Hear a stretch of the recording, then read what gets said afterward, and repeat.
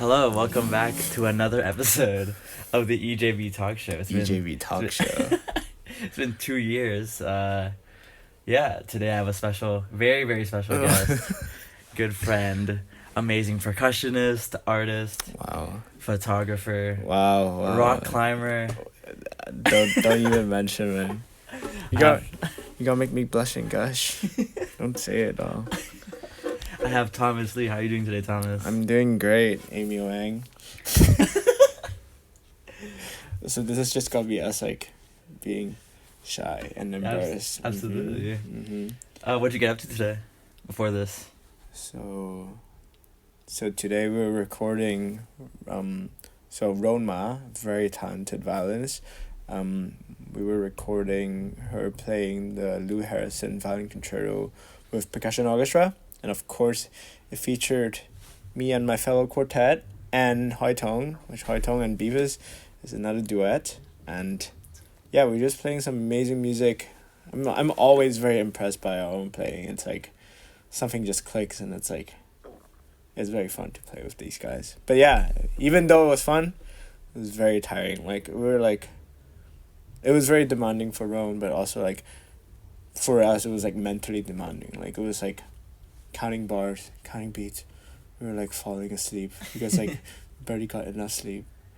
Yeah, that's what we were up to, and yeah, it was. And there was another rehearsal, but that's something coming up. Right. Exciting. How long were you guys recording for? From what time to what time? Oh, it was from. Well, technically, it was supposed to be from 10:30 to 1, but it ended up being 11 something to 1 for some reasons. But yeah, it was. Right. It's just live music. No, Right. Actually, it's not live music. What am I saying? Well, you guys did perform it recently. Yeah, we right? did perform it, and actually, Ron did a very cool lecture about it. It was about the cultural appropriation, and also, what was it?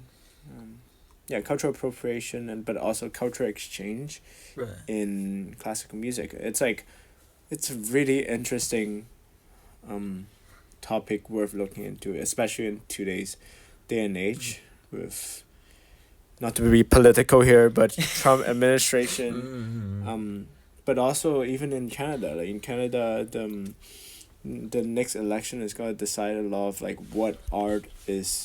what sort of art is going to be important, what gets funded, but also how do we represent the diverse culture that is happening in Toronto.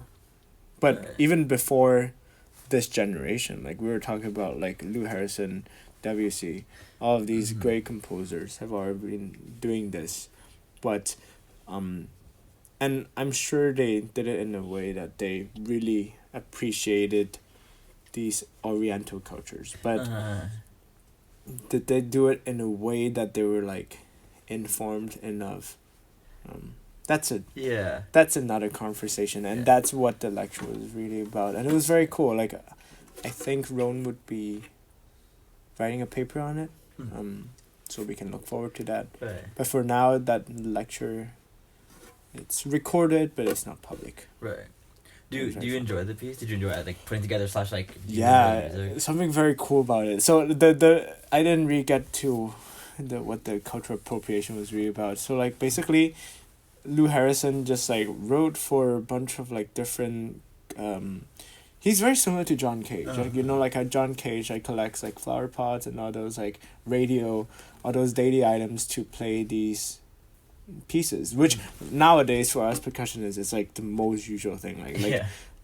Every single piece has some of that flower pot stuff, some wine glasses, but back in John Cage's days, those were revolutionary. That is what the future of music is. If you read into his manifesto about the future of music, that is exactly what he's talking about. He's talking about combining music and dance, finding music in daily life. And I think Lou Harrison is very much that same philosophy. And what was very cool about the piece, now I'm actually back to the piece, about the piece is that he specified those exact items, and somehow those items just once they're in combination together, where like the so-called percussion orchestra is playing together, it actually sounds like a gamelan ensemble playing. And it doesn't even have like it doesn't specify pitches. Right. Only specify the choice of instruments, but some have those instruments, that sonority, it reminds you something about it, even though it's somewhat trashy. But that trashiness, it's like I've heard of it before somewhere else, and it's just, like if you're familiar with gamelan music, you would kind of hear it. I don't want to be like offensive here because also myself I'm not very familiar with that music, but like but yeah, Lou Harrison was someone who was like very much attracted to that sonority, and in that lecture that Roan put together, she actually talked about like how Lou Harrison later went to Indonesia to actually talk to like gurus there. But then she did feel like he did feel like that he was being a little ignorant about his use of the Javanese gamelan music. Right. But yeah, that's something about the Lou Harrison violin concerto. Yeah. Yeah. Yeah. Anyways, sick stuff. Yeah. I've like yapped enough. No, that's amazing. I love to hear that and your point of view of that. So yeah, you're a recent 2 years out grad of your master's here. No, 1 year. 1 year. Yeah, only 2 no, only just 1 year. About to be 1 year. Oh, you were here last. Yeah, I was here last year, bro. Okay, my bad. Dude, but time flies. Trust me. Like, now that I'm out of school, I don't even know. Actually, you know what? I didn't even think it was a year. I thought it was like a month. It all feels like I was just very, very busy doing all sorts of weird stuff for a few months. Season changes, thing changes. Before you know, it's like April already. Before I know, it's the end of the term here. And I'm like, I only went to 1 U of T percussion ensemble concert. I guess I don't perform in all of them. Then that's why. But yeah. Yeah. So you're 1 year out actually. Yeah, 1 year out. Your master's here. But I want to ask first. I asked this in every episode back when I did this 2 years ago. What was your first musical memory? What was my first musical memory? Yeah.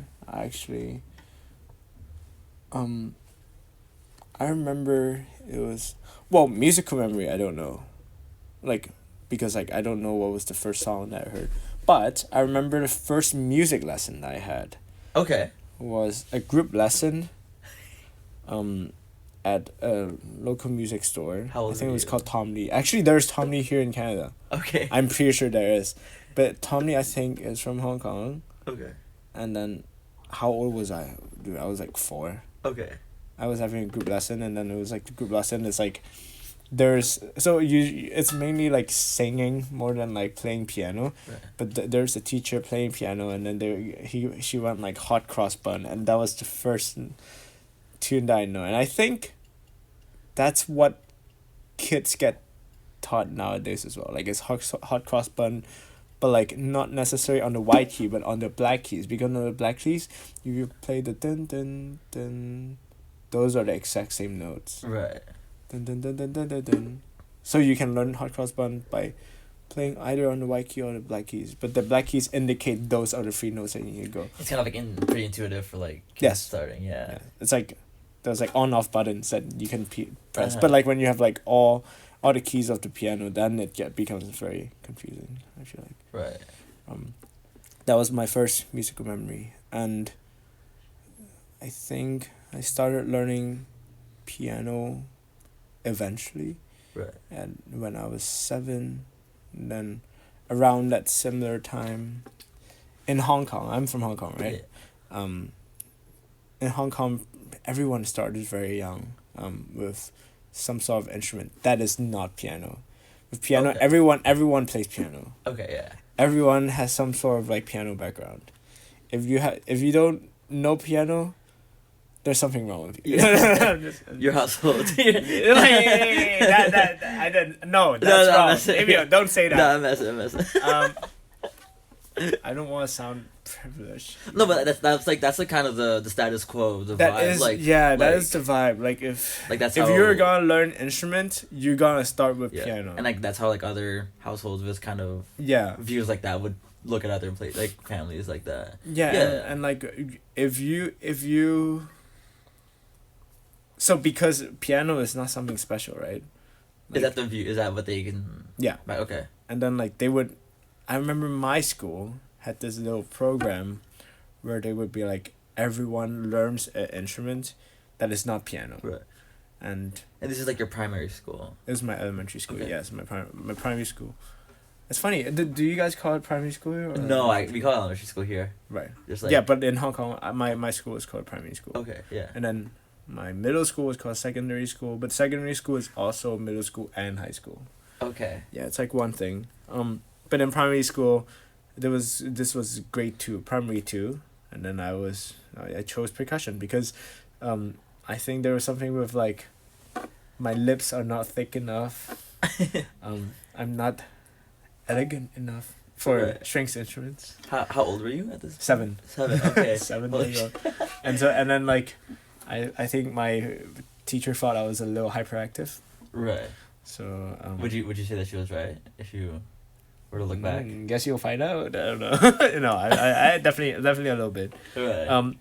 But like it's the stereotypical instrument for kids who are a little too active. And Right. that would be the drums. And Yeah, I think that's still the case in a lot of different places. yeah, but the way that we learn drums, I don't know how it is for you guys. Like to start percussion, we actually, like everyone started with like Glock and a drum pad.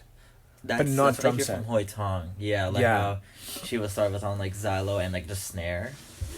That's kind Silo is when you have like when you're committed. Interest. Okay. Silo is when you're like, oh, you're ready to spend that money. Okay, I see. And I think Hoi Tong was probably at that stage. Like she was like her family was. I mean, like all of us, or like at some point we probably commit to like buying a marimba or a xylophone. Right. Actually, yes, I did have a xylophone first. I did have a xylophone first, but then I had a marimba, or maybe I didn't. I forgot. But I didn't own my snare drum until in college. Right. Yeah. So, but basically everyone like learned. So like how people do RCM here, Mhm. we have this thing called ABRSM, Okay. and like basically everyone who is gonna be serious about a certain instruments is gonna be taking graded exams. Okay. It's still the same way in Hong Kong right now. But yeah, like so and those graded exams, I don't know if you're familiar with it. Like I'm not even familiar with it here, right? So I've Yeah, never, so- I've never done. but, all like, that it's stuff. like- yeah. growing up, we'll be playing like snare drum solos, Okay. and having those as like graded pieces, and then also, but like you have to play like maybe, I think it's 2 per instrument. It's like 2 for a snare drum. You play 2 for mallet, and that mallet could be like marimba. Usually you would do like marimba when you're taking a grade exam. Right. But those mallet so basically like, my favorite of course is mallet instrument because I already know piano on the side, and like most of the time I can even like just sight read this stuff. It's like easy enough. The name of the game is to like whether or not I can hit all the notes. Going back a bit, Mm-hmm. like I know most kids are like kind of forced into music and like it's kind of forced to be in their lives. But was there any kind of interest that was around you, like say in your family, that kind of helped aid in your personal growing interest of wanting to take music, like wanting to do more music as a young kid? I think growing up, well, first of all, my parents wanted me to learn these instruments. Then it feel like I would want to like meet their expectation. Right. Okay. Like I mean, like that's like any kids, especially in the Asian household. But also like growing up, like going to sleep, my mom would always play like the classical radio FM Okay. to put us to sleep. So like we'll be listening to like Bach, Mozart, Beethoven, a lot of Tchaikovsky, all that kind of stuff. And they would and like every single weekend, whereas we go to a concert. I remember going to a piano concert where the pianist, I think, is actually from GGS. Her name is Angela Hewitt. Okay. Yeah. Yeah. And she played like all all of the 2-part and 3-part inventions by Bach, and it was like a 3 hours concert, and like I snoozed so hard, man. I was like the whole time, and then my mom was like actually kind of pissed because like it was like the hall is like very intimate and like people can definitely hear me. Do you snore loud? I don't know, but I definitely fell asleep hard. But like because of this sort of upbringing, like it's kind of part of like my life. Right. Like you go to a concert every day. Well, not every weekend. You listen to it before you go to sleep. Yeah. You probably want to practice. If not, my mom would be like not happy and that kind of stuff. So naturally, you kind of grew to enjoy it, like for yourself. Grew to enjoy, but like, also like, and like, acknowledge that it's part of your life.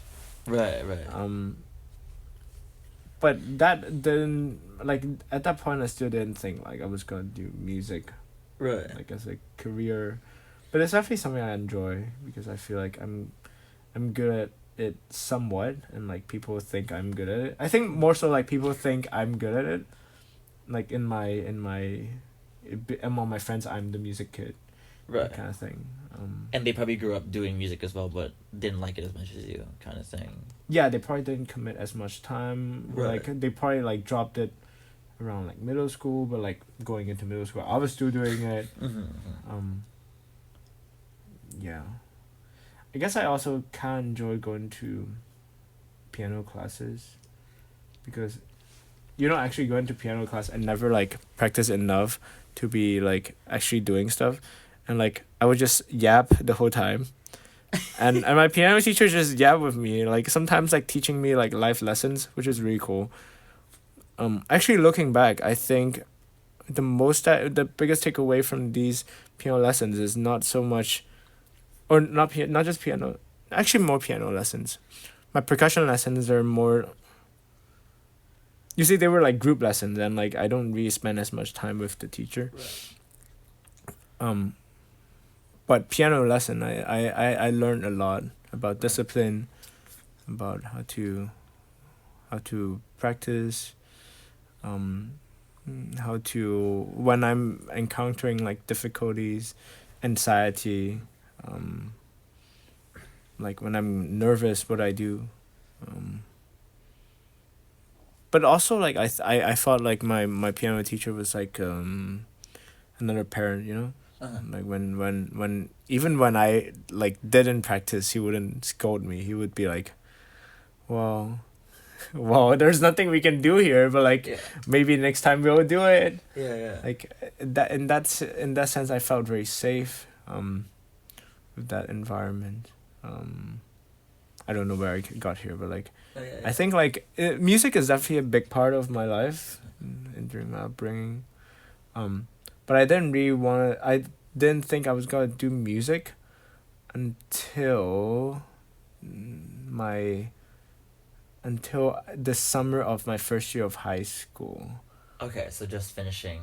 Just finishing grade 11, yeah. Okay. That summer I went to a summer camp in Michigan called Interlochen. Right. And I was like, oh my god, you can, because I actually started doing orchestra when I was like grade 8. Right. Wait, not grade 8. When I was 8. When I was 8, yeah. When I was a baby, I remember the first piece that I played in the orchestra, was actually a transcription of New World Symphony, and somehow in that transcription there is a triangle part, and I played the triangle part, but. For those of you who don't know the New World Symphony, there's not a single triangle part. There's only one simple note and a timpani part. And somehow this had snare drum, a triangle. But it was like an orchestra, not like a concert band. No, it was an orchestra. Well, why would you have a concert band, right? Like, because like, there's only enough kids who want to, like, there's only enough kids to make up one group. Like those brass players who are already doing orchestra won't be interested in also doing band. Right. So there is pretty much only orchestra. At least that's what I remember. Or maybe there was a string orchestra. I forgot. Right. But like, so that was in school, but I also took part in another youth orchestra. outside. And that was also big part of my childhood. Like I remember like every single Sunday, I would go to rehearsal in this like music hall, but like it's like the rehearsal room of the music hall. It's called the Hong Kong Cultural Center. Like Yeah. all the major concerts in Hong Kong happen there, like classical concerts. But I remember like we just go to those rehearsals to and then meet friends. All of those friends who go on to become like great musicians or great doctors actually. Most of them. Yeah, it's kind of funny. But yeah, like orchestra was always a big part of it, and then but eventually I grew out of it because like that orchestra always like maybe just play like ballet suite, like like Carmen, Yeah.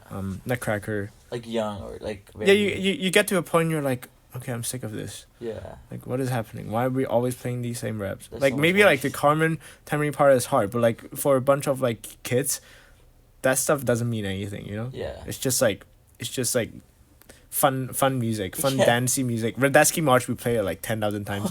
Thunder and Lightning Overture, like a lot of like what's his name? I think Johann Strauss. Yeah, Johann Strauss. Okay. A lot of that like waltz stuff. Yeah. Yeah. We even like with that youth orchestra, we even went to like Vienna and did like a performance there. Sick. But we did it in a hall that was not the Golden Hall, but like it was like one of the smaller halls in that same building. It was so funny. We went to Vienna just for that. It was like so ridiculous. But like we did that with our youth orchestra. But eventually I grew out of that youth orchestra because a lot of those a lot of the older players, they also like either they go into like studying major in music, but like when you're like at that age, you wouldn't want to be playing with other kids, right? Right. Because like you see like this is a youth orchestra where there's like 8 years old all the way to like 18 years old, and like there's a gap there. Like kids don't want to hang out with like older teenagers don't want to hang out with kids, and so like they go to a different group, and that group takes things a lot more serious. Right. And it was actually so I also ended up like leaving that youth orchestra, joining another one, and that's where I actually first met Hoi Tong. Really? Yeah. Oh, okay. Yeah, it was another group. Yeah, I don't know about that at all. Yeah, but basically I would say like from these kind of orchestras I met people that I later on would realize it's like our close friends of this like there's someone who played in who formed a collective with Beavis back in Hong Kong.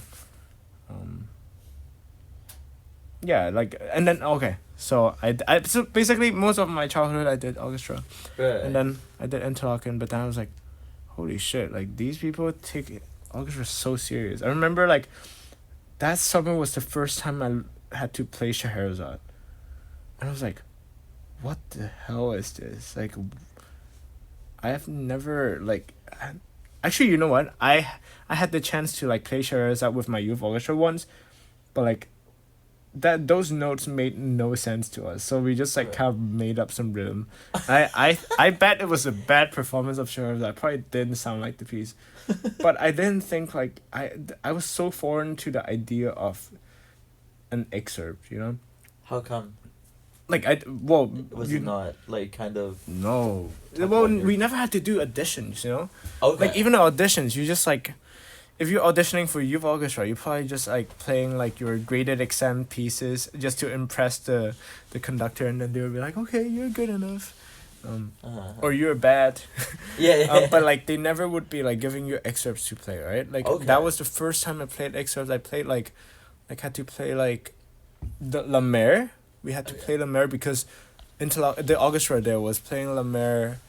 They play Scheherazade. It was basically España.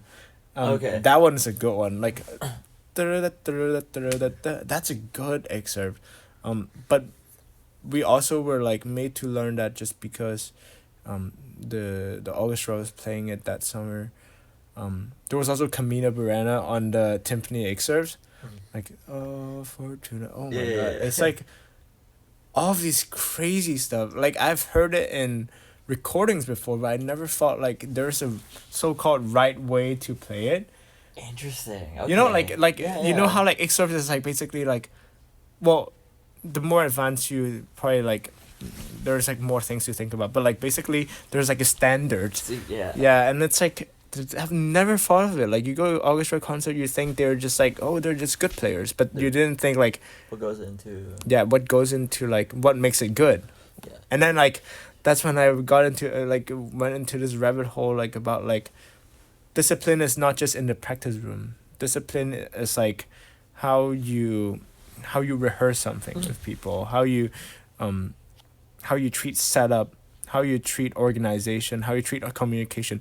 All of these things are things that you need to not necessarily study, but like put effort into. Yeah. And then I was like, oh, Those are things that just come, you know. yeah, they're not things that just come, but like that summer was definitely like, it taught me a lot. It was like, I'm not necessarily like I wasn't all in for that whole competitiveness.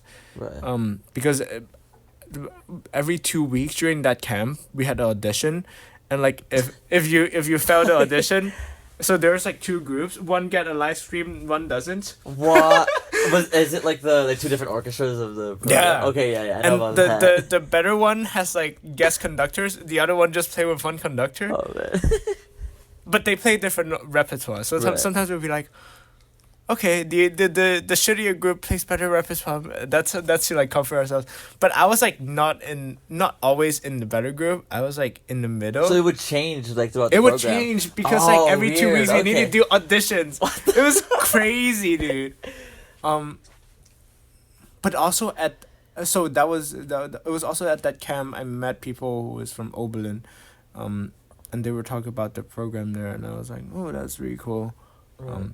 But actually Oberlin didn't have much didn't care too much about orchestral stuff, so that was a different thing. Like going to Oberlin, I was like going for a different culture shock Yeah, again. we'll talk about that. We'll talk about that. But I'm just curious, like, Uh-huh.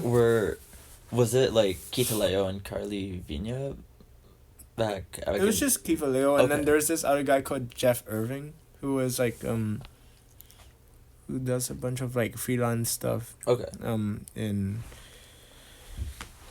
In New York. Mm. But you know who was also there? Randall. At Interlochen? Randall was at Interlaken with my that was the summer that they just like want to find some sort of like summer job.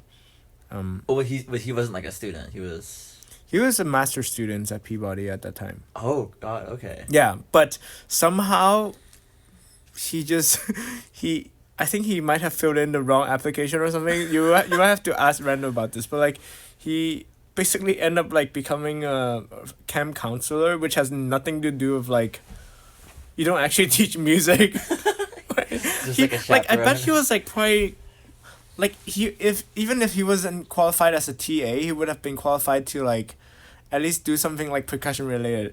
Like his saying, like what he did there was like nothing related to it. They just need a body there. Yeah, but like that was the first time I met Randall, because like there was this other kid who was also from Costa Rica, who was attending the camp, and I think like he didn't speak too much English, so like Randall was like helping him out to prepare Right. for auditions and all that kind of stuff, and that was my first time meeting Randall in the practice room. Wow.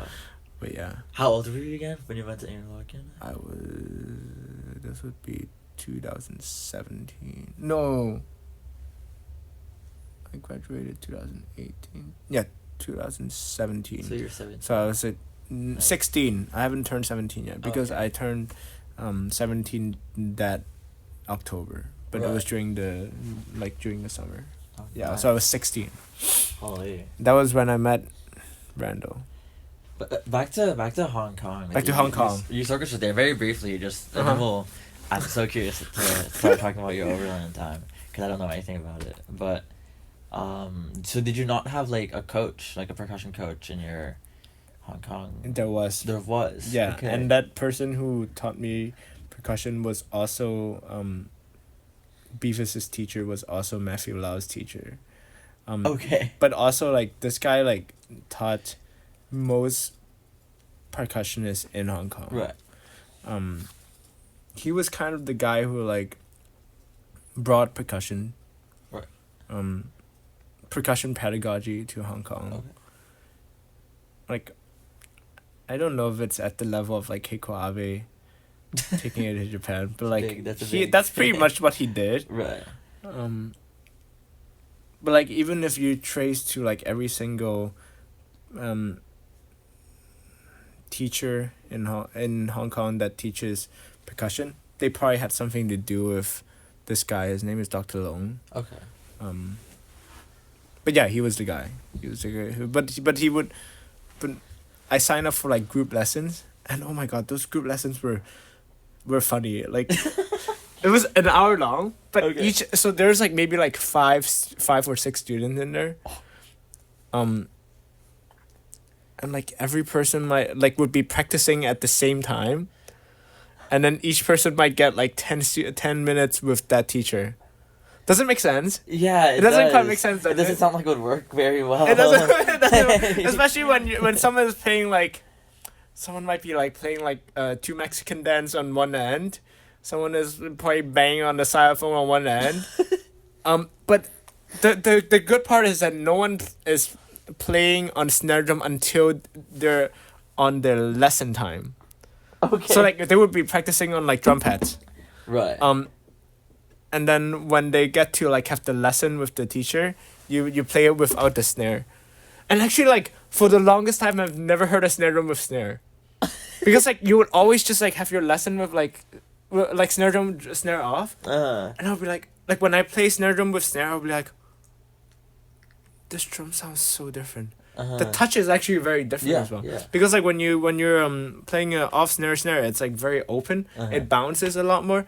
But then like I feel like when you're playing snare drum with snare, especially when it's like shitty one, you can't approach it the same. The approach is very different. But yeah, that was like the chaotic lessons that I took for quite a while until I was preparing for like college auditions. Right. Yeah. So for college auditions, where did you apply? Where did you apply? Like, what was your options back? What was my options? It was kind of funny. So, I got this little email where it says like, there's like 4 or 5 schools, from the US who would be doing like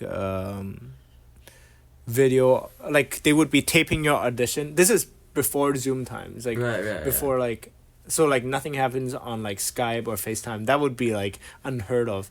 But then like basically like these audition panelists would come to this location in Hong Kong, and they would videotape your audition and then send it back to these schools that you want to apply to.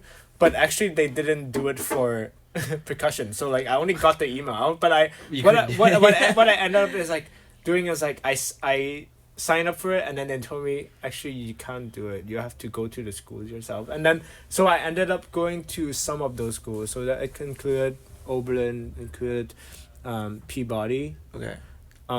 But also I went to BOCO. Okay. I auditioned there. I sent my tape to Eastman. Don't think Barrett liked it. Probably because my hairpin snare drum roll was not good enough. I also had to play Dioclus 1, and I don't think it was good. So I still have the tape. Not good. Not Dioclus 1, not good. What else? Did I apply to other schools? No Hong Kong. No, yes, I applied to the school in Hong Kong. Okay.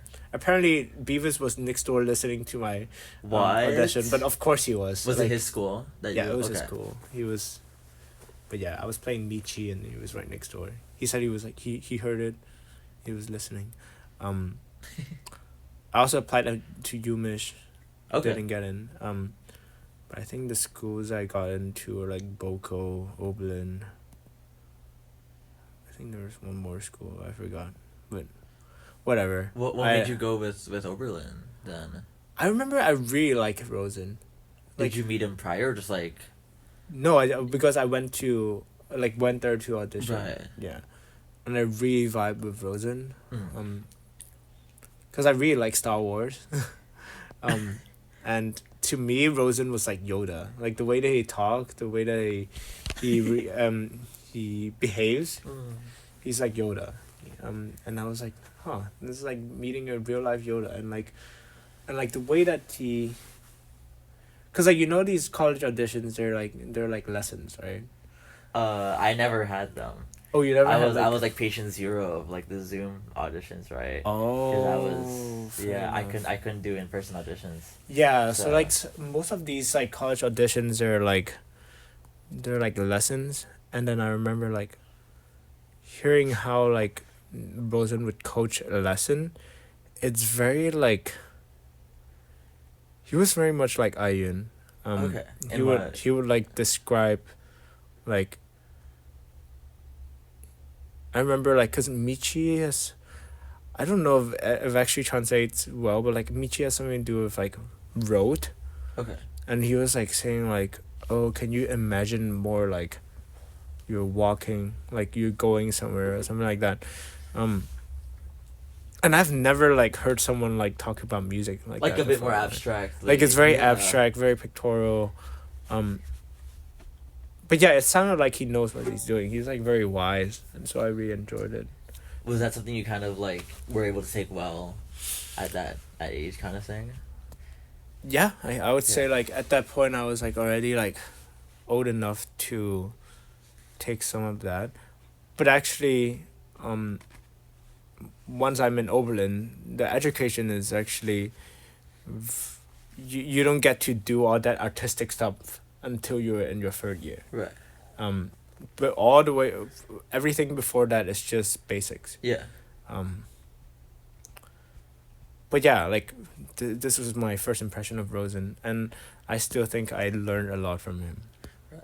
Yeah. Do you believe that kind of going like by the time you already entered you were already developing your own artistic voice? And I kind of asked this because you're like I don't know, as of right now, like one of my favorite like artistic weirdos. Don't say that, man. And every time around, I've had the pleasure of seeing both of your recitals while you were here, which is very very rare for me to see like both recitals of someone's master's degree.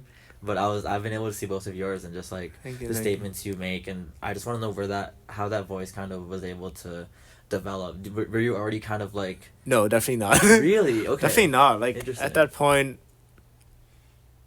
what am I? I guess the only thing I would say is like I like watching films. When did that start? I like watching films. Like since a young kid or?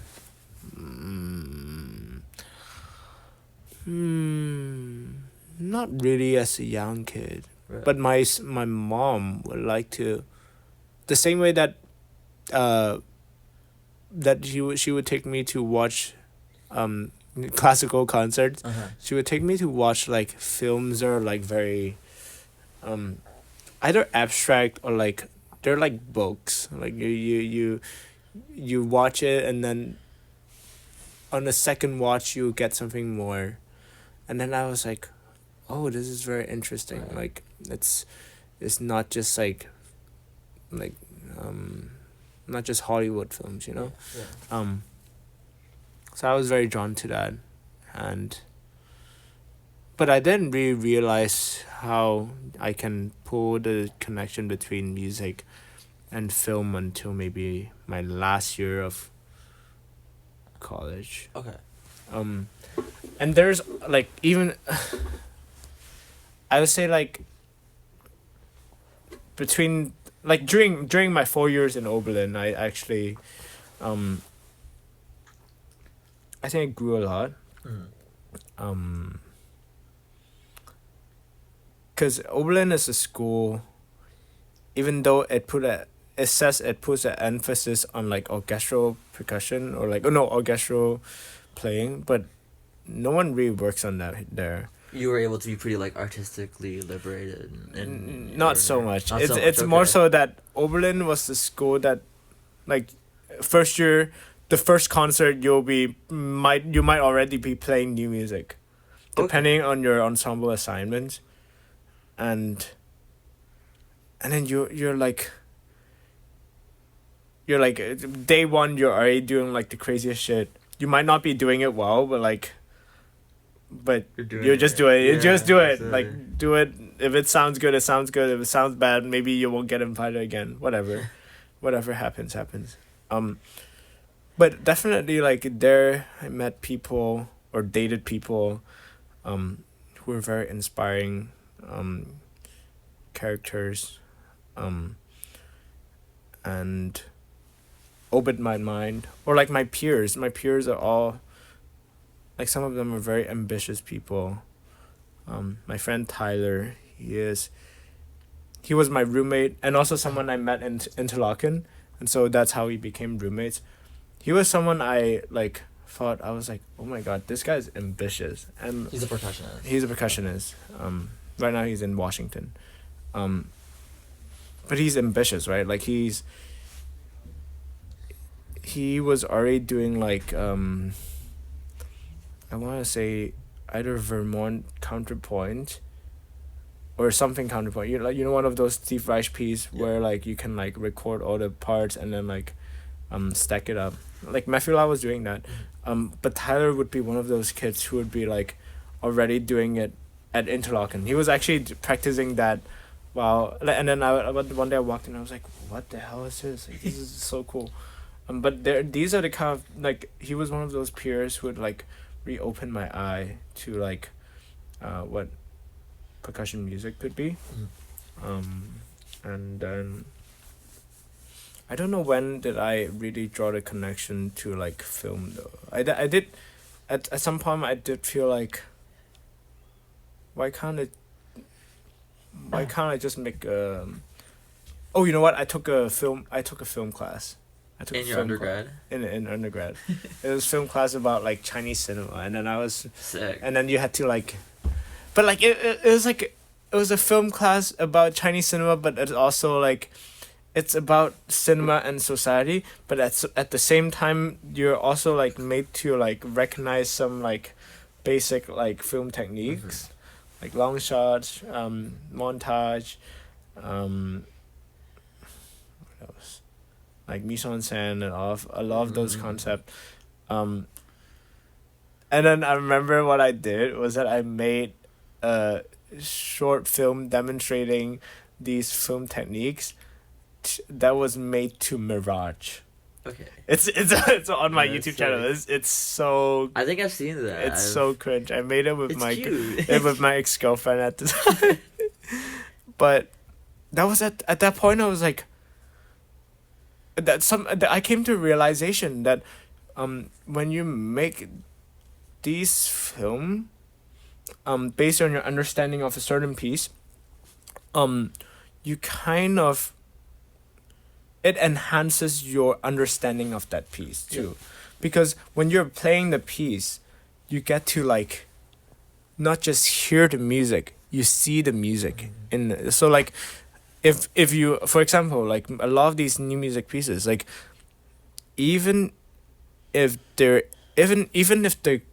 composer doesn't have a story in mind, you can have your own story, and that story would be the story that you're telling your audience, whether it's a story of like of lines, of gestures, but like if you just have to like you still have to plan how you take your audience to that end point. And like for me it was just like how a film would develop. And so like then I was like, oh, maybe I should do more of this, because like it is a good way to enhance your relationship with music.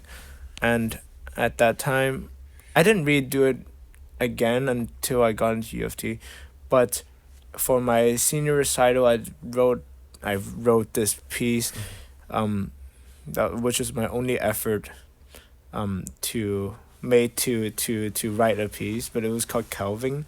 I remember I had a friend write a poem about people leaving the diaspora in Hong Kong happening at that time, which now is a very relevant topic, but it's called Calving, and apparently Calving, that word means when calves, like baby cows, when they stop drinking their mother's milk. But also it mainly refers, like the most common use is referring to when a piece of iceberg leaves the bigger piece of it, like when it like just floats away or like becomes part of the sea. And my friend decided to use that imagery to describe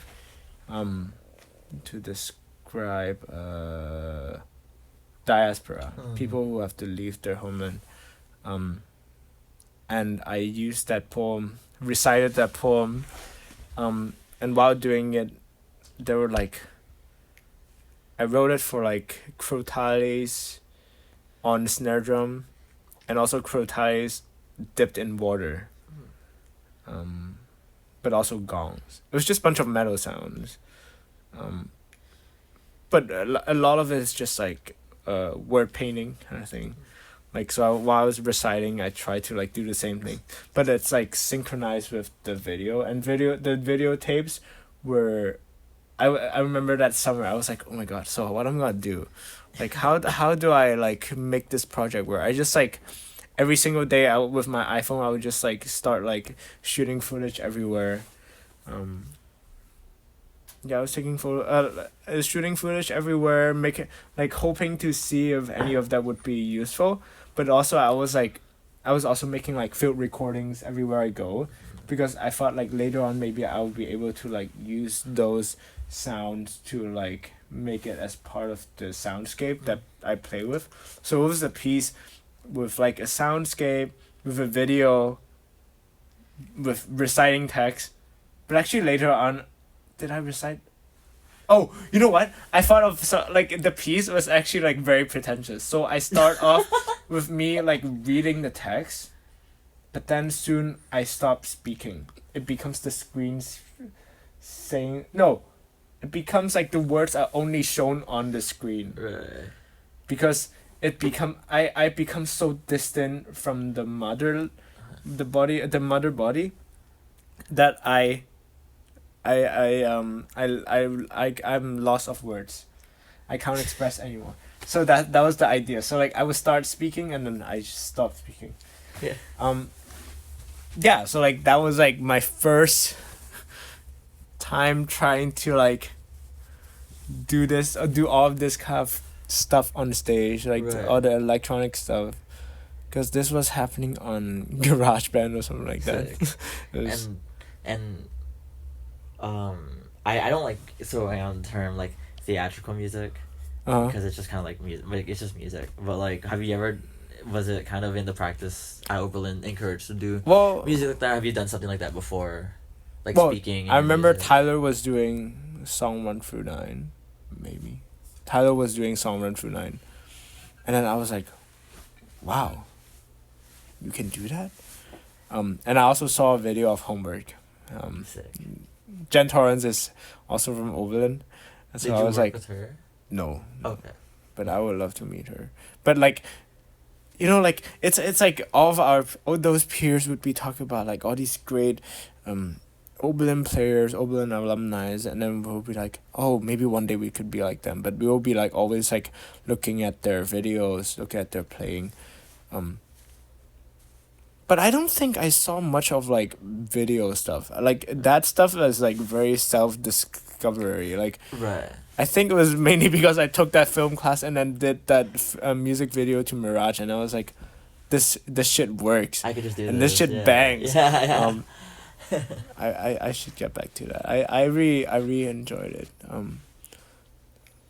Where was I at? But yeah, like the theatrical stuff. I think the theatrical stuff like starts. You know, like for me, I think more and more I realize theatrical stuff, or better put as like it's just body movements. Yeah. It's like even like when you're playing the most conventional piece, even when you're playing a piece like a Bach, it's still theatrical. it's still very theatrical. Yeah. It's all in your body movement, the way you breathe, the way you like you pulse every movement. Yeah. That I actually learned a lot from Matthew Lau, and also working with Kairos. I think it's like when I actually realized how do you actually put into practice. But I think the theatricality also comes in how you speak. how you want to like how do you want to be presented um, as a person on stage, having that presence there. Um, but I think I had all of these interests um, going into masters. Mm. It's also because like when you're applying to masters, everyone asks for a personal statement, and you start getting so deep and like trying to be like What do you try to Who am sound like I? a academic, a scholar. That's when you like think a little too hard or think too much about a certain topic. But that's probably why at that point I was like, oh, maybe I should give this thing a try.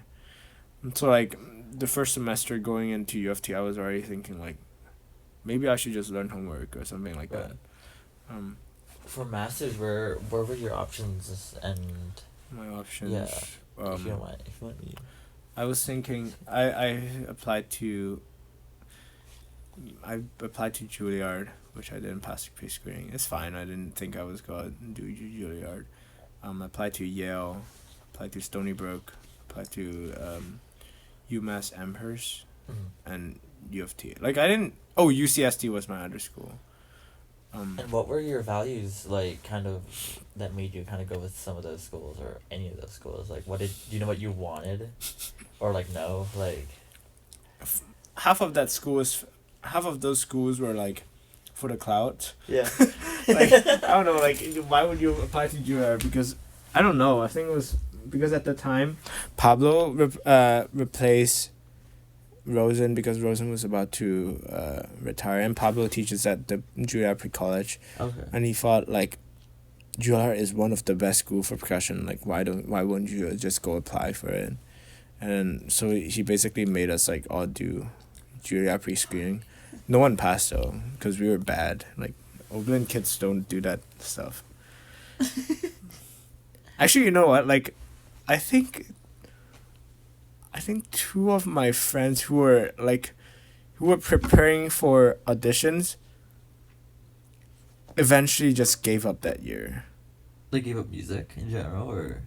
Well, then the next year they gave up music, but while prepping they were already like, you know what, fuck this shit, I don't want to do this. Like they were like that, smoking too much weed or something. I don't know, whatever the fuck happened. But so me and this guy called Eli, Okay. we actually went to NEC after,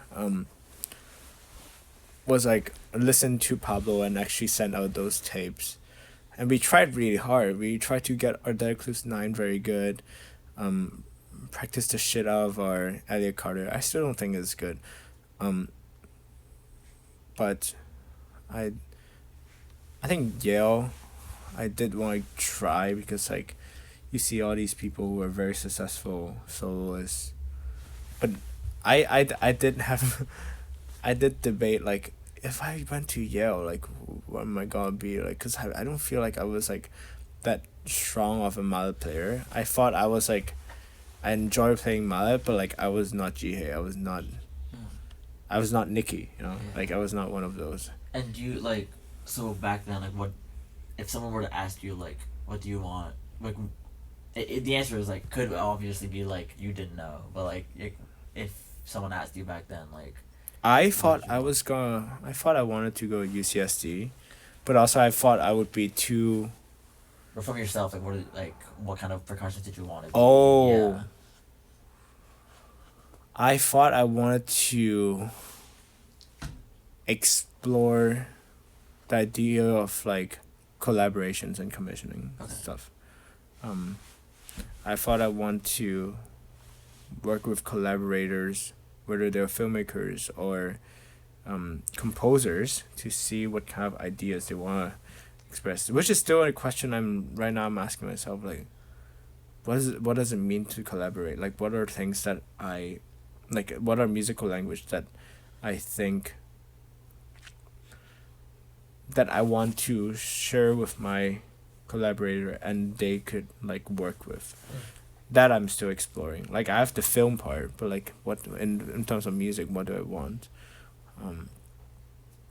Like is it in the tonal world? Is it atonal? Is it rhythmic? Is it more improvisatory? Is it acoustic? Is it acoustic? Can't make up my mind.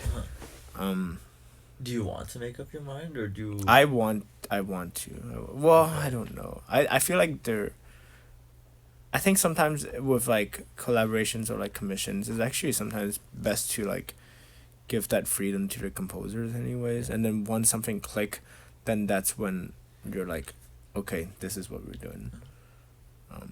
But at that time, I thought either I go U of T, and then like I thought Ian was like someone who was very experienced with that kind of like collaborations, like treat the practice room, treat your career as like just like a trial and error, like as like experimentation lab. If it doesn't work, then try it with the next project. Which I thought I wouldn't be ready to do it in UCSD, because UCSD, you have to like do that, but also like you'll be researching something, and then that research will have to become a paper, a dissertation, because I think that would be a DMA degree. Right. It's a 5-year program. At least that's what I remember.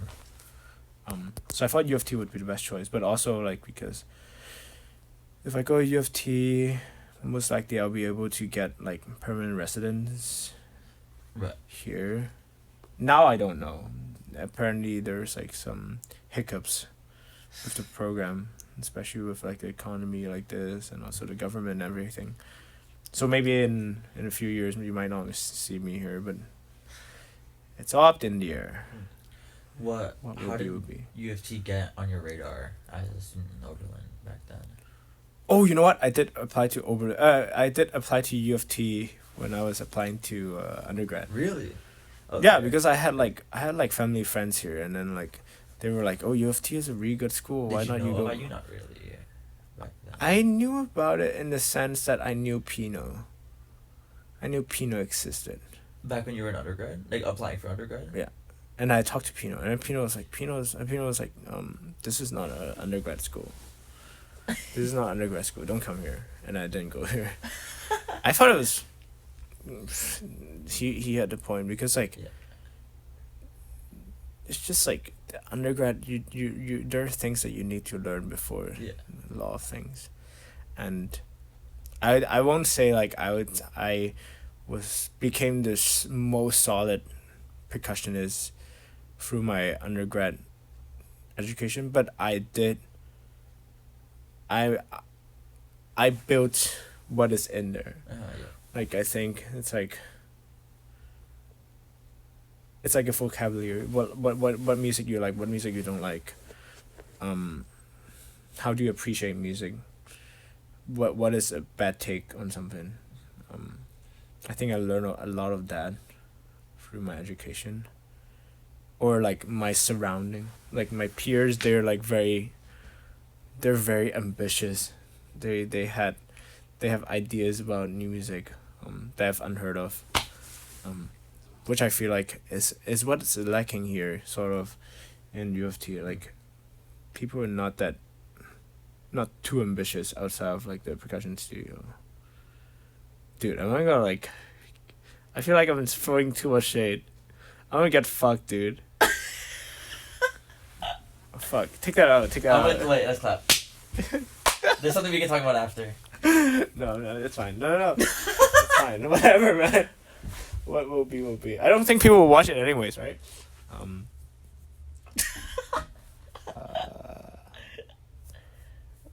Dude, I don't know. Where was I at? Comparing. What do you think? What, U of T? How was it on your radar? Like how was it on my radar? Yeah. How did you like? Oh, but then like even though I didn't want to do it in undergrad, actually you should ask Pino why it's not a good undergrad school. And I've asked many people why, and I've gotten very similar answers from all of them. Yeah, and my reason coming here was like it's completely different from like anyone else. It's like. But then I remember like I watched so Pino was like, first of all, do you know like what Ayun does? Like, if you don't really know what she does, like, then don't even really think about it. Like, Yeah. Ayun's, and I remember searching up Ayun's video, and then my mom was like, "What is she doing on stage?" Was it She's like the Ice is talking? Was it that? no, that's like way after. Like, Oh, true. this was like when like Ayun was like Jason, just like was still in McGill, and then like those old videos are of her like just doing like theatrical stuff with like it's either in like a trio scenario, like maybe like some of that laboratorium stuff. Laboratory, yeah. Yeah, she was doing that. Those were like the kind of videos you would First see impression online. when you look her up. Yeah, and I was like, what? I've seen people performing aphasia. I've seen people performing song 1 through 9. I've seen people performing homework, but Yeah. running around the stage is unheard of. Yeah. You know? And then I was like, huh, okay, interesting. Definitely not right now. Yeah. Like, because this was when I was an undergrad kid, right? Right. So as an undergrad kid, I'm like, okay, probably not now. Yeah. I'll leave it for later. And then as soon as I got to the point where I'm like exploring my master's option, I was like, oh, most likely I want to try U of T. Most likely I want to try U of T because I also knew Beavis Hoitong here. You knew Beavis already. Yeah, I knew Beavis from SOCI 2019. Oh, okay. Yeah, that's also Hoitong was there as well. And also I was already taking some lessons with Matthew Lau. You were already first year by the time you did this, or? Huh? You were already in first SOCI? year? Yeah. Summer of first year. Okay, cool. I was, because Soul Percussion, one of them was also Oberlin alumni, and then Rosen was like, "Oh, you should go to SOCI." Okay. Yeah. Adam, I forgot his name. The rest of his I'm name. not too familiar with the Soul guys. So. The Soul guys are cool. They seem cool. I like them. yeah, they're really cool. They also, the way that they also collaborate with composers is also very cool. Like they are the kind of exchange they have, it's like they have their own identity, but they also give a lot of that freedom to the composer. Like for example, like their collaboration with like Caroline Shaw would be completely different with another composer, Right. but then like you would still see like some of their personal traits. Like It's for still example, they're so sound. yeah, Like, there's a so sound, but yeah. also like there's like stuff they like. Yeah. It's like almost poppy, but not poppy yet. Yeah. But like it's stuff that, like looking back, I'm like, well, back then I would still be building a taste. I'm like, okay, I want to hear art music. This is not artsy enough. But then now I'm like thinking like, why not? Like this is just who we are as musicians, right? Like we don't even need to like classify ourselves as like classic musicians. Yeah. Who are you as a musician? Who are you as a creator? Who are you as a artist, actually? Like, what does it mean to be an artist? I think for so many classical musicians I've seen in institutions and conservatories, well, mainly music students, they think they only play reps that have been played 10,000 times. They go throughout their degree in like a vacuum. And the vacuum time, yeah. like force a certain aesthetic, a taste to them, and then it's just like, and I was almost I got almost checked into that thought as well. Like I would think like, oh, this is not art music, I wouldn't play it.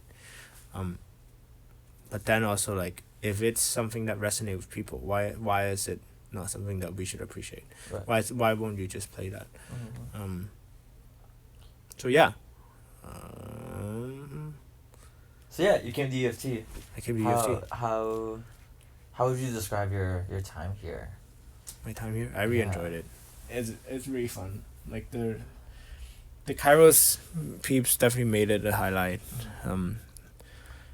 But also like starting the. So actually in Oberlin I didn't play too much chamber music. Really? We had OPG, but like. Percussion group. Yeah, Oberlin percussion group, but like. Rosen would just always like give us like the weirdest piece that you don't really we played Water Lilies and then ended up having that cut, and then soon it was the pandemic. Like the one we just did. Yeah, Okay. and like it's just like there was not much like serious concert ensemble music. So I didn't really learn much about that. I still thought my time was really bad. I always thought my time is really bad. That was like my one like insecurity, from college going into masters. In masters, at first I thought my time is also still very bad. I'm doing better, doing more of that stuff like those polyrhythm stuff, but also just like keeping a 16 note sometimes is the hardest thing ever. Still is. Would you say you have more time for that now that you're not in an institution for the first time in like 7 or 6 years? No. Keeping 16 notes like that No, time but is. it's more. I mean, like, you have more time to focus in on that now that you're not in school. No, anymore. now I'm just gonna be like. You're even more busy, kind of. No. Now I'm like, why do I want to do that stuff? But like, why would I be counting fucking 3/5, bro? Like, what is that point? What is the point of doing that? Yeah. I would do it when I'm like walking on the road. Like I would be like, how about now I do a 3/4? Like what if I walk with 3 on one leg and 4 on the other? Uh-huh. I would do that because I'm just that bored sometimes. But what was I thinking? U of T, right? Yeah. Your time here. I enjoyed it. Yeah. But here, yeah, coming to Kairos, Beavis is very like Beavis, Nikki and Andy, the four of us are very solid players, and it's like we're always like pushing each other. You also all 4 of you guys bring such a distinctive voice. Very, very distinct energy. But to it blends very well together, and it shows. Yeah, whenever. Yeah. Yeah. Like although sometimes in the rehearsal room it might be like slightly like fiery because like everyone has opinion or our shortcomings, strengths.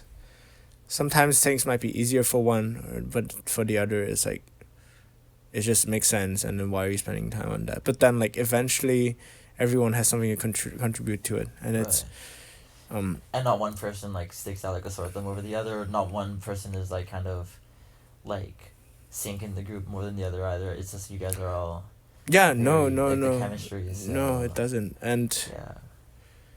I didn't have the experience in Oberlin, so I was like coming here and then like getting to play all this chamber music. I'm like, wow, this is really fun. Like, even though it's very stressful, it's really fun. Yeah. And also like we just play shit ton of like chamber music concert. It's just like actually the 2 years felt like a fever dream. It just like never stops, you know, like you're always doing something. Mm-hmm. Even though there's not much class happening, like second year I have no class at all. But I did so many things that I didn't think I was gonna be doing when I first applied here, you know? Like I remember first things that we were doing was Persifasa. At first it was gonna be Pleiades, and I was like, but then they were gonna do Pleiades in a month, and I remember I was like, fuck, I don't have these instruments. How the fuck am I gonna practice it? And then we ended up having to switch with the orchestral guys. Mm-hmm. So actually, I wonder like what would have happened if we were the one who played Pleiades. It would be the craziest memory, but Persifasa was still very fun. Like just understanding like, because Persifasa is not hard music, but then how do you make good chamber music? Uh-huh. Persifasa was a good example of that, because like I know what it means to play the composite.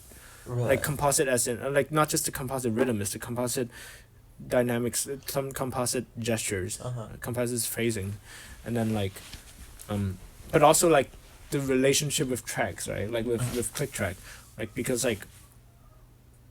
in Oberlin I did do some of that stuff, but then it wasn't like it didn't feel hard. Right. But Persifasa was hard, because Persifasa you have to click track, but like you have to approximate things, but also like while you're hearing the click track, you also need to hear how everyone else is playing. As just I said, like the composite, you need to hear that while staying with the time, because if you don't stay with the time, there's so much happening, you would like be screwed. Yeah. So Persifasa, like with Persifasa, I already knew like, oh my god, like this is gonna be fun. I'm in for like a wild ride.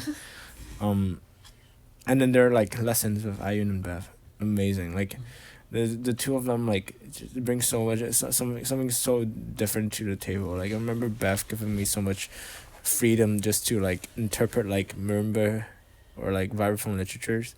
Well, I didn't have lesson with her second year, but like when I had that, when I was giving her, when I was showing her some of that marimba stuff, and I was like, and then like she would say like, she would like help me imagine like what if we do the phrasing here like this, but then like we take a little freedom there, but then like build the big picture like that. Oh, you know something that I also really liked doing when I was in Oberlin, that I was in love with this one music theory class that was called performance analysis, and then my the teacher was actually a very good music theorist who had this pedagogical idea of like roadmaps. I don't know if you guys do it here. I think you guys do it here. Like creating a roadmap for the piece. Okay. Yeah. Drawing that roadmaps helps you understand like how the piece runs. And like he always asks us to like find that little, where is that that little bloom in the piece that you love, you think is the meaning of that piece, and how you develop the material until that point and then resolves from it. His name is Brian Allegan. I love this guy. He changed how I look at music. He was because of this whole roadmap thing, was also because of that I want to like use films to dissect music, because I think like so similar, music is not just the notes on the page, but also like we get somewhere and then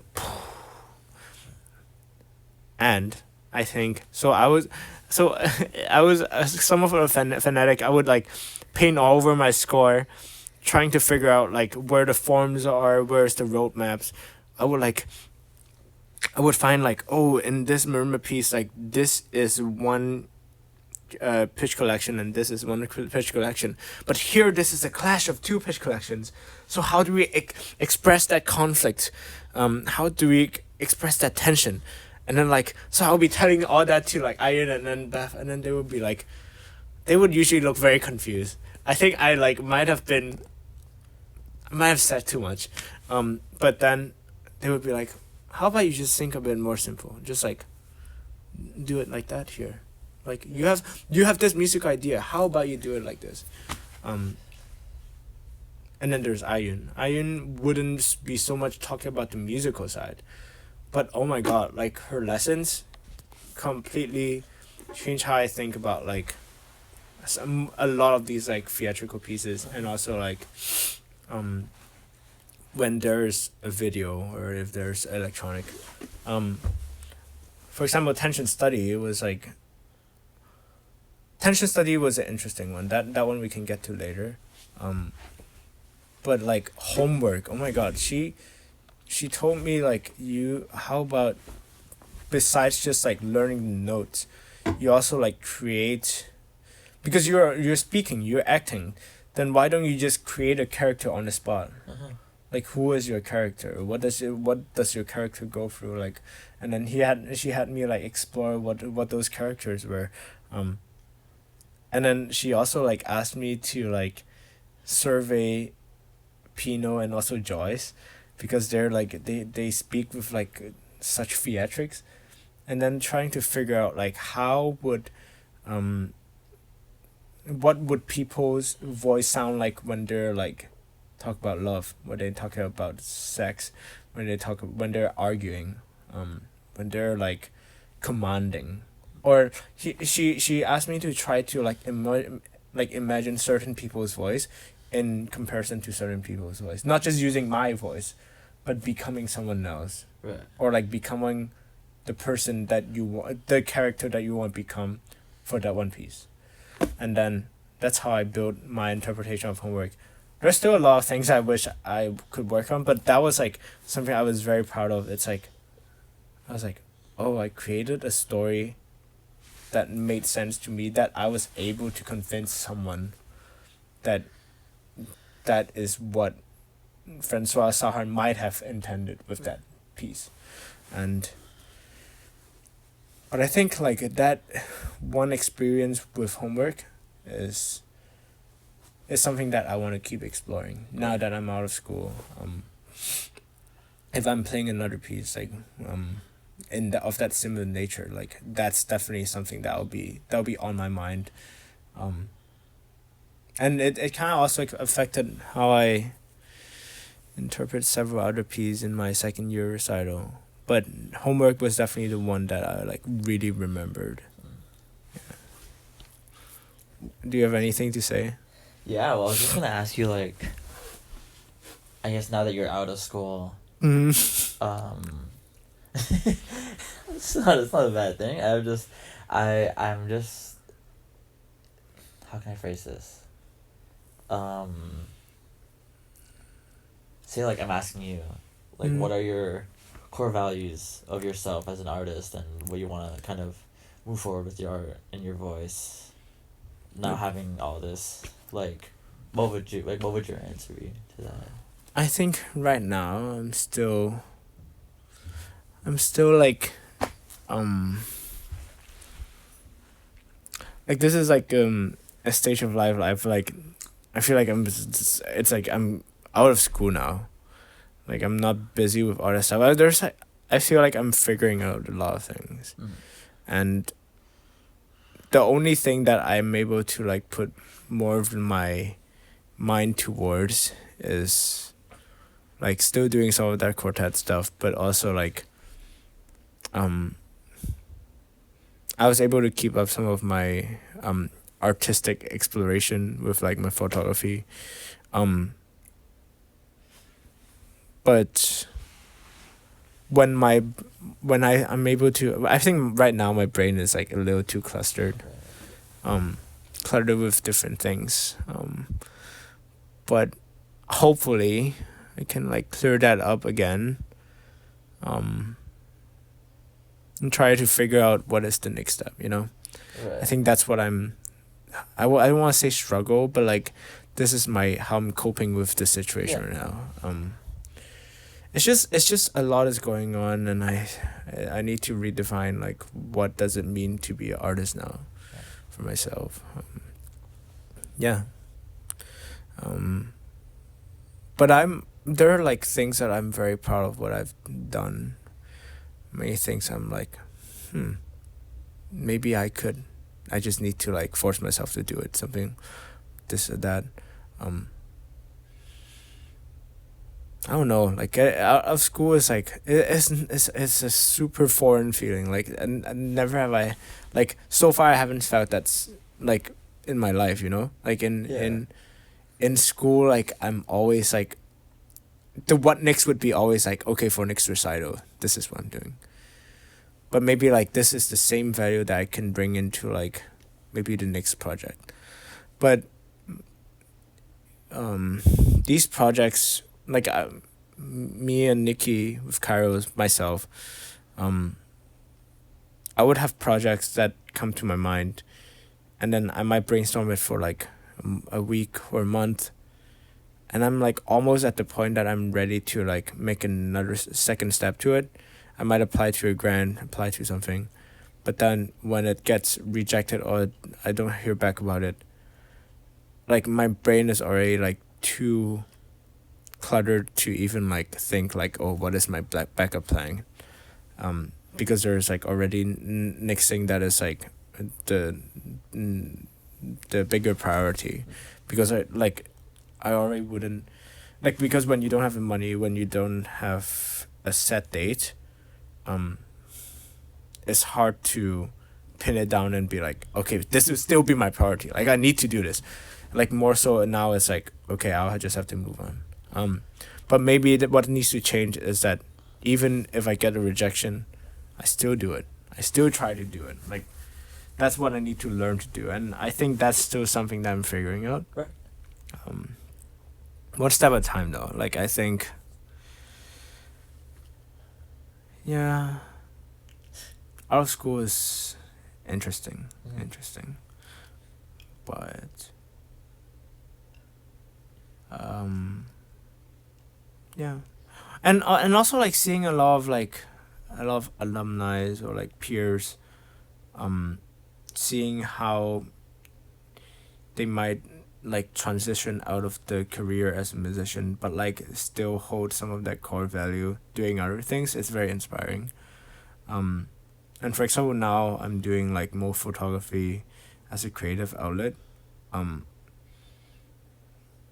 I still think about like what music has taught me, right? Like how like the storytelling side of things, the discipline in like doing things, how to like improve on certain bits, how to hold myself to a certain standard, even if I might not be playing as much music. I think being an artist is just being human, how to be a good person, and those artistic values definitely still holds in scenarios like that, holding myself accountable. Yeah, if I don't know if it exactly answers what you're asking, but like I think this is what at the moment my artistic values rest, and also like in the context of my current life. Yeah. Cool. Sorry to make it like all serious. No, Yeah. no, it's perfect.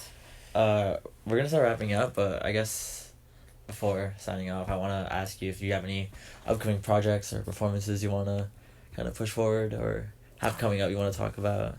Yes. So even though I'm not like that, actually there's one project that because I didn't well it's not, you know what, okay, scrap that. Scrap that.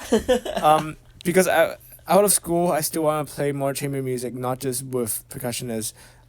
Me, Beavis, Chris Jones, very talented saxophone player, and also Veronica, violinist. We came up with this collective that will be a 4-piece collective. It's a violinist, saxophone, and 2 percussionists. We like post-spectralist music. We like all that complicated, notey stuff. Slightly jazzy. It might be a little reachy, but like you have saxophone. How is it not? Yeah, post. Yeah, it's just jazz, Yeah. bro. But don't expect to hear jazz. But like we'll be playing some pieces, by Louis Naon. I think that's how you pronounce the name. Philippe Lahu, Louis Anderson, bunch of like bangers, I think. But we'll be performing at Array. And our collective is called Resonant Frets, because we think like we're tied to, even though these 4 instruments are not necessarily like instruments that you would like relate, but like they are sound waves. They are all connected by sound waves, but in very different. There are very different timbres, but one thing about post-spectralist music is that how you combine those timbres together, and then making it like some sort of a composite into like you recognize it as something else, and that's a lot of what like those post-spectralist sonorities is about, and I think that's what we want to try to like explore with these music that we'll be playing. And yeah, so April 16, I believe 7:30. I would follow my page, or Yes. Stay tuned to Free McNuggets. That's my Instagram page. Yes, everything will be linked. Yeah. Yeah. For more updates on this concert. What else am I doing? Oh, I'm going to Darmstadt for for the percussion thing, so that could be cool. I really look forward to meeting Jen Torrens, really. But also like seeing, since now that I mentioned like right now I'm like still figuring what it means to be an artist. I hope to just leave the city for a sec, and then just see what other people are doing, meet new people, talk to people, play music. That's what I'm trying to do this summer. But also taking a well-deserved break, I feel like. So that's what I'm doing. Also, I do photography. My name is Thomas Lee _photography. So if you need headshots, hit me up. I would say I'm not bad. So if you're interested for headshots, actually scrap that. I'm not just not bad. I think I'm pretty good. I think you're pretty good as well. Okay. Yeah. If you would like to hire me, hire me. I think I've said enough, dude. Like, if you still haven't send me a DM, your loss. Right? Did I do it well? Yeah. Emil, did I do it well? Yeah. Yeah, shout out. Shout out to Thomas Lee Photography for sponsoring this talk show. How much money do you give him? Anyways. Yeah, I think that'll wrap it up. That's it? Yeah, I just yapped for so much, that's bro. That's exactly what this God. is meant to be. Okay. Thank you so much Pleasure. for yeah. Pleasure. Thank you so I don't much. even know what I said, but I said a lot. Such an amazing conversation, Of as I course. expected it to be. Of course. So looking forward to this. Yeah. Yes. Thank you for helping Anyways, me. I don't know if my mic was even close enough. I think now it's very close. Now it's not, but I was holding it like this for most of it. So if you can't hear me, well, You did. at least you didn't hear me trash talk U of T. I don't think I'm gonna edit that. You won't? I'm not. Oh my god. Well, what do you think? Oh my god. Dude, I'm gonna get cancelled. You're not gonna get canceled. I'm gonna get cancelled. It was minute 40 of this 100. Minute 40. 120. Yeah, whatever, man. Fuck it. Whatever.